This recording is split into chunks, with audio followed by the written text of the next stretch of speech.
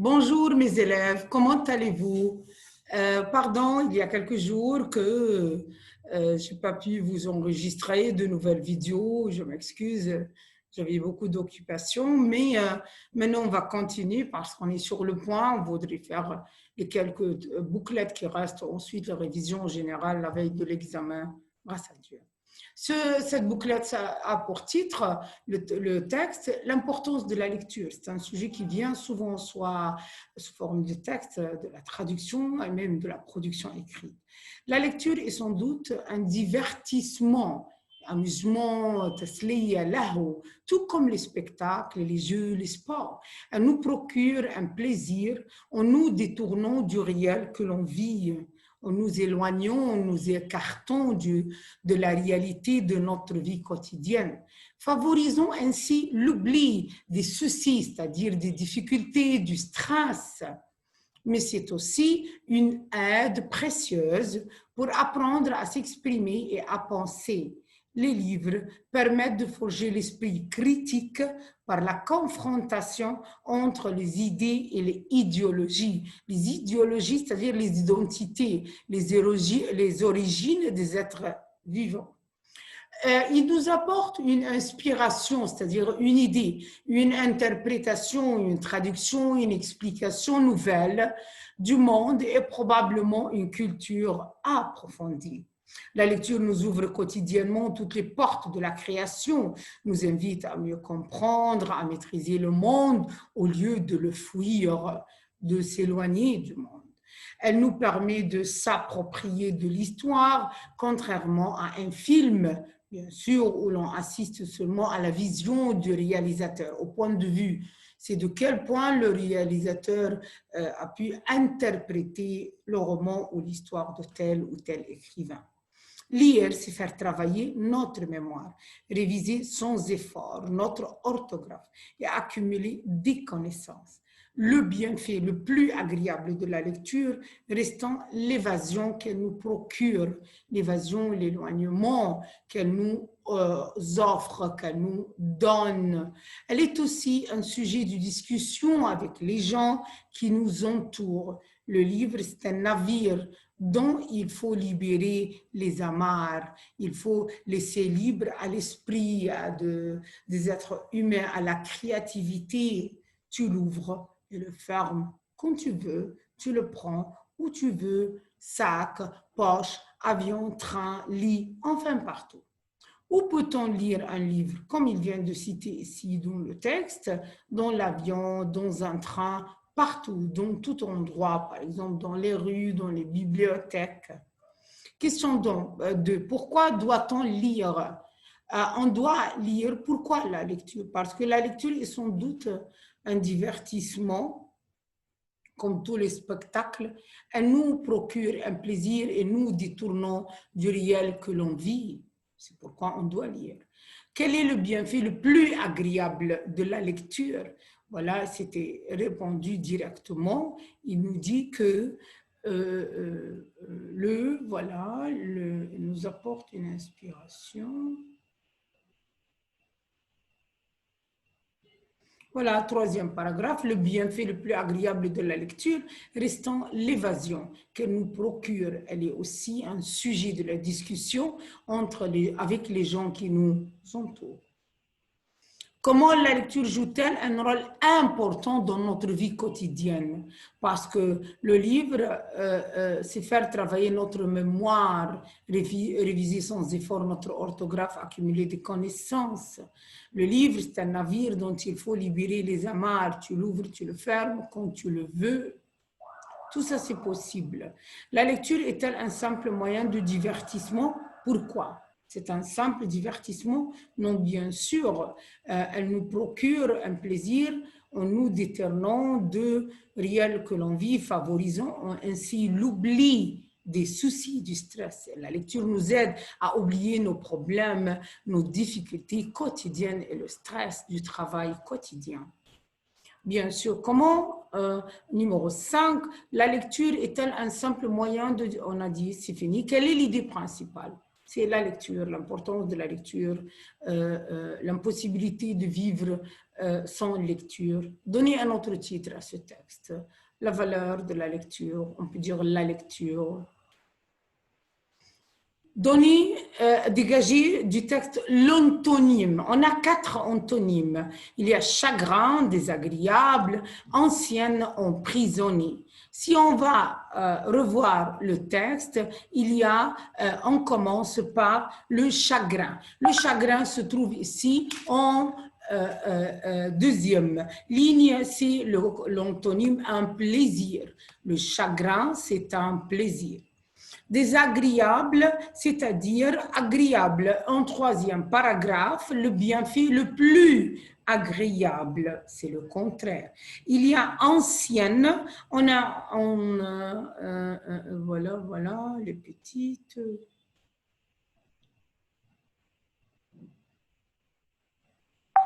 Il y a l'ancienne, voilà, deuxième paragraphe, dernière ligne, interprétation nouvelle, le contraire d'ancienne nouvelle. Emprisonné, dernier paragraphe, première ligne, libéré.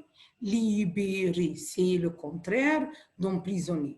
Ensuite, il va nous demander, mes petits, les 4 équivalents, c'est-à-dire les 4 mots qui ont le même sens. La distraction, la fuite, réfléchir, entasser. D'accord? On va revoir le texte pour la deuxième fois. Mes petits, il y a distraction. Le synonyme, c'est divertissement, comme c'est écrit dès la première ligne. Il y a la fuite, c'est l'évasion. Voilà, c'est l'évasion.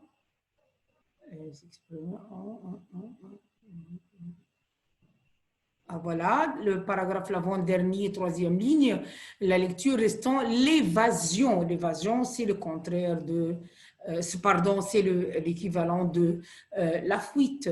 Il y a aussi réfléchir. Voilà, c'est cinquième ligne du texte. Penser.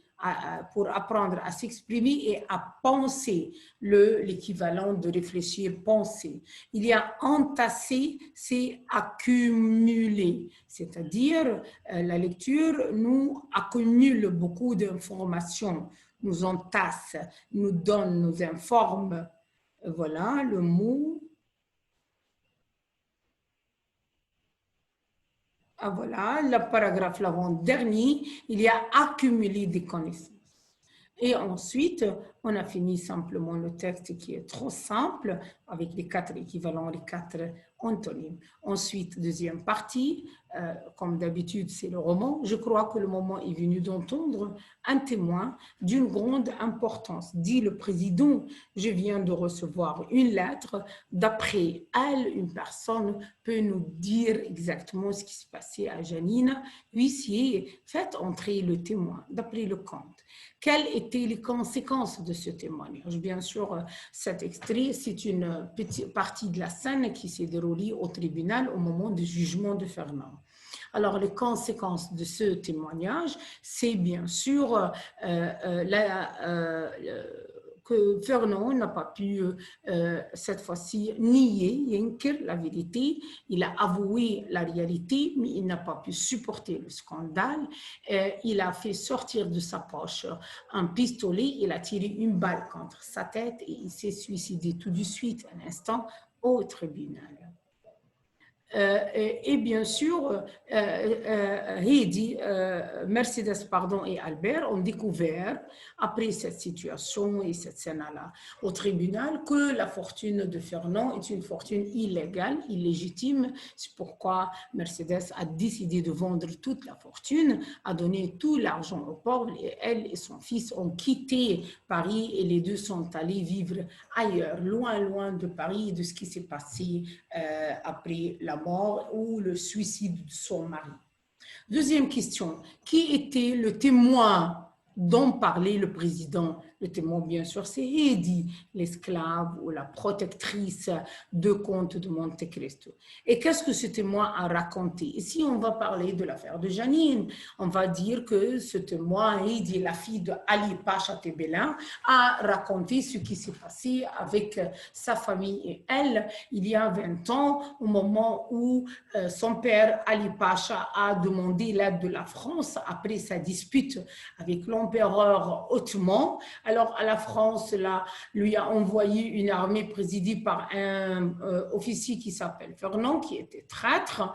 Il a vendu les châteaux qui défendaient Janine aux Turcs, les ennemis d'Ali Pacha, à l'égard d'une grande somme d'argent. Ensuite, au lieu d'être honnête et fidèle à Ali Pacha en faisant attention à sa femme et sa fille, au contraire, il a vendu la femme et la fille comme esclaves à un marchand. Mais malheureusement, la mère à cette époque n'a pas pu supporter l'humiliation. C'est pourquoi elle est morte tout de suite. Et c'est grâce à Dieu que Comte de Monte Cristo a racheté Heidi, qui continue à vivre sans souffrance, sans humiliation.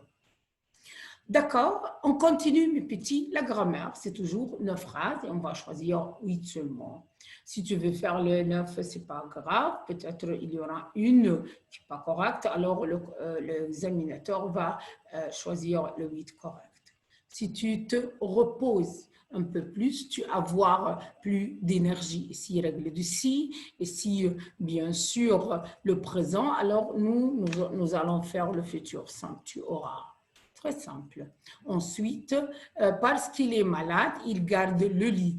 Réécrivez la phrase en utilisant une proposition participiale. D'accord? On va dire, bien sûr, on travaille sur la phrase subordonnée et on va dire, puisque deux phrases, même sujet, on va commencer par le verbe, le verbe au participe présent. Étant malade, virgule, et l'autre phrase ou la phrase principale, rien n'a changé. Ensuite, la phrase suivante. En 1989, c'est l'année, je suis née, relative. Bien sûr, dès que je vois qu'il y a mes petits en cessé de temps, c'est toujours quoi? Le ou comme pronom relatif. Alors, c'est le ou. Le ou relatif. Son père lui a expliqué la leçon. Alors, la forme passive, le COD d'abord, la leçon. Je vais garder lui, je ne vais pas changer sa place. Je vais mettre être au passé composé, lui a été. Et le verbe de la phrase, toujours au participe passé. Et s'il va prendre accord avec le sujet, par son père. Simplement, rien à faire plus que cette idée. Ensuite, l'exercice 22, la phrase 22. Ma sœur est très occupée, elle m'emmène cet après-midi à la leçon. Alors, malgré, il vous demande tout de suite malgré, que vous devriez savoir que malgré, c'est le groupe nominal de l'opposition et plus suivi toujours d'un nom. Alors, malgré l'occupation de ma sœur, virgule, et l'autre, rien n'a changé. Elle m'emmène cet après-midi à la leçon.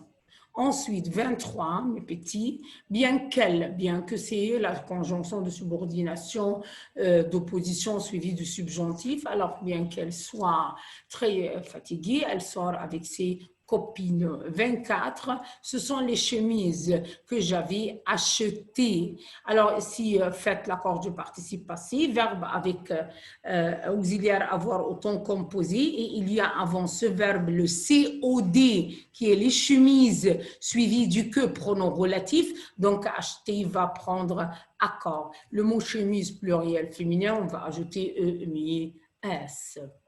Le 25, ont-ils déjà étudié ces poèmes? Répondez sans répéter les mots soulignés, c'est le pronom personnel. Il n'a pas précisé la forme négative ou impérative, alors vous êtes libre. Si on va répondre affirmativement, on va dire oui, ils les ont déjà étudier. Et on n'oublie pas, mes petits, l'accord, puisqu'il y a un COD avec auxiliaire avoir, verbe conjugué avec avoir, alors il y a l'accord. Le mot un poème, pluriel masculin, mais une poésie, c'est le pluriel féminin. Si je veux mettre la même phrase à la forme négative, non, ils ne les ont pas étudiés. Point. Alors, on ne les a pas encore étudiés parce qu'il y a ici déjà qui devient encore. On ne les a pas encore étudiés. On n'oublie pas, mes petits, l'accord toujours. Et la dernière phrase, ou la phrase 9 de la grammaire, la phrase 26, il vient toujours à l'heure. Commencez la phrase par « je veux que ». Alors, il te pose la question indirecte, d'une façon indirecte que « je veux que », c'est une expression qui exprime la volonté, donc il est suivi d'un subjonctif. « Je veux qu'il vienne », c'est le subjonctif. Et la suite n'est rien à changer, toujours à l'heure. Ensuite, mes petits, il y a, après la grammaire, comme d'habitude, deux expressions écrites où la situation, il y a quelques bouclettes qui commencent par l'expression, ensuite la situation. Par exemple, celle-ci, il y a la situation. Vous avez renversé de la nourriture sur vos vêtements lors d'un rendez-vous ultra important. Qu'est-ce que vous allez faire? C'est dommage, bien sûr. Alors, face à cette situation embarrassante, محرجة, je dois réagir vite. Je quitte l'endroit où je me trouve parce que la nourriture a été renversée sur mes habits lors d'un rendez-vous, c'est-à-dire durant un rendez-vous. Je m'excuse pour quelques secondes, je quitte tout de suite et dans la salle de bain, j'essaye de nettoyer rapidement le plus possible mes habits. Ensuite, je rentre à ce rendez-vous, continuer normalement, tout est bien qui finit bien. Alors, une simple réponse, une simple idée, on ne voudrait pas plusieurs. Certains sont favorables au travail des jeunes pendant les vacances, d'autres le refusent. Quels sont les arguments des uns et des autres et quel est votre point de vue développé? Ensuite, deuxième sujet, l'ordinateur vous isole du monde. Toujours, ce sont les mêmes idées à préparer, mes petites. Qui vous entoure, parents, famille, faudrait-il continuer, contrôler et restreindre son usage? Contrôler, restreindre, c'est-à-dire limiter, diminuer l'utilisation de l'ordinateur pour les jeunes. Quelle est votre idée? Exprimez. On va travailler maintenant la traduction. Ici, il commence par la version ou la traduction en arabe. Comme d'habitude, on doit lire tout le paragraphe, mes petits, d'abord, puis on traduit. تعتبر الرياضة من الأشياء المهمة للإنسان، لذلك ينبغي أن تكون من الضروريات في حياتنا اليومية، وذلك لكثرة فوائدها، فهي تخرج الطاقة السلبية الموجودة في أجسادنا وتحولها إلى طاقة إيجابية، ولذلك يجب تنمية فكرة الرياضة في عقول أبنائنا وممارستها في المنزل أو النادي أو المدرسة. Alors, on va commencer par dire le sport. Le sport est considéré من الأشياء المهمة، هتبقى parmi les choses أو les points les plus importants في le plus important للإنسان à l'homme. À l'homme. D'accord? Point. لذا. لذا يعني c'est pourquoi. عشان كده. ولهذا السبب. C'est pourquoi, virgule, يجب أن تكون, il faut, qu'il, le sport, qu'il soit, من الضروريات, une des nécessités في حياتنا اليومية dans notre vie quotidienne. dans notre vie quotidienne. في حياتنا dans اليومية dans notre vie quotidienne. وذلك لكثرة فوائدها. grâce يعني بفضل grâce à ses profits, à ses avantages. À ses profits, à ses avantages. Point. فهي تخرج الطاقة السلبية.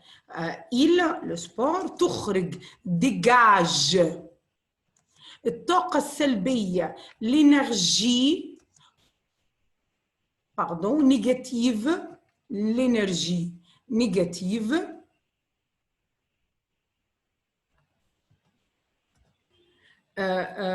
في أجسادنا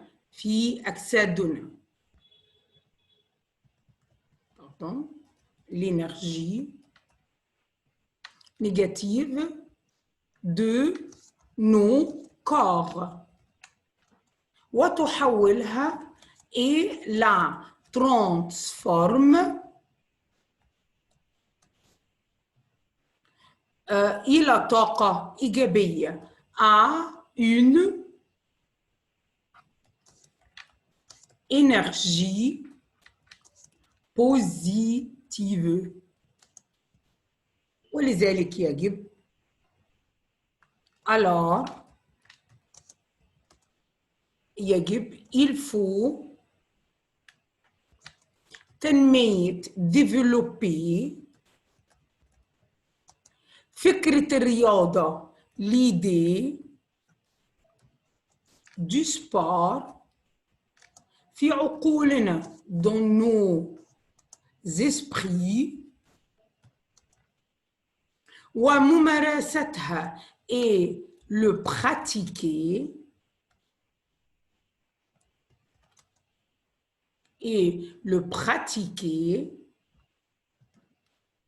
في المنزل dans la maison ou le club ou l'école. Point final. C'est simple, c'est facile, le sujet de bien sûr du sport. Le paragraphe, dernier paragraphe, l'autre traduction, l'être humain des sociétés modernes ne réalise pas 10% des exercices physiques que ses grands-parents étaient obligés d'effectuer.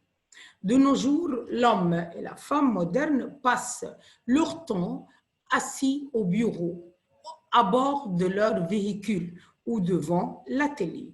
Les gestes de la vie courante se limitent à appuyer sur un bouton pour avoir chaud ou froid, pour nettoyer la maison, monter ou descendre les étages, cuire la nourriture. C'est très simple. هنا l'être humain des sociétés modernes ne réalise pas, يعني لا يقوم أو لا ينجز الإنسان في المجتمعات الحديثة 10% من التمارين الرياضية التي كان أجداده مجبرين على القيام بها أو على إجراءها. De nos jours في أيامنا الحالية يقضي الرجل والمرأة المدنيين أو العصريين وقتهم أمام المكتب على متن سيارتهم أو أمام التلفاز. فإن حركات وتحركات الحياة اليومية تتحدد وتنحصر appuyer في الضغط على زرار أو الضغط على أداة pour avoir لمعرفة الجو الحار أو البارد، لتنظيف المنزل، لصعود أو نزول الأدوار، أو حتى أيضا طهي الطعام. Point final. Merci mes élèves. On a fini maintenant cette bouclette. Et à la prochaine. À tout à l'heure, faites attention et bien sûr, votre effort ne va être jamais raté. Au revoir. N'oubliez jamais like et subscribe.